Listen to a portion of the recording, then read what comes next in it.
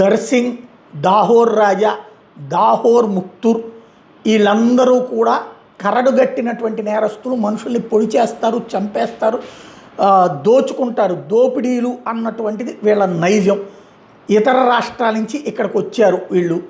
Dhar డెహోడో gang అంటారు వీళ్ళని, Dar gang అంటారు. వాళ్ళ ఫోటోలు ఏదైతే ఈ ఏఐ ఆధారంగా లేకపోతే కనుక ఈ సీసీ క్యామ్స్ని పోలీస్ కంట్రోల్ రూమ్కి లింక్ చేయడం వల్ల వాళ్ళ ఫేసులు రికగ్నైజ్ అయ్యేటటువంటి విధానం వలన దొరికారు వాళ్ళు. మారణాయుధాలతో చిలకల్లు ప్రాంతాల్లో సంచరిస్తున్నారన్నటువంటి విషయం బయటపడింది. చిలకల్లు పోలీసులు, జగ్గేపేట దగ్గర ఉన్న చిలకల్లు పోలీసులు అబ్జర్వ్ చేశారు.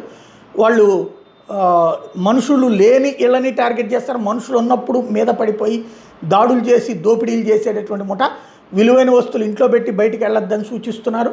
అదే సందర్భంలో జాగ్రత్తగా అప్రమత్తంగా ఉండమని చెప్పి ఏమాత్రం అనుమానిత వ్యక్తులు కనబడితే పోలీసులకు సమాచారం అందించమని కోరుతున్నారు.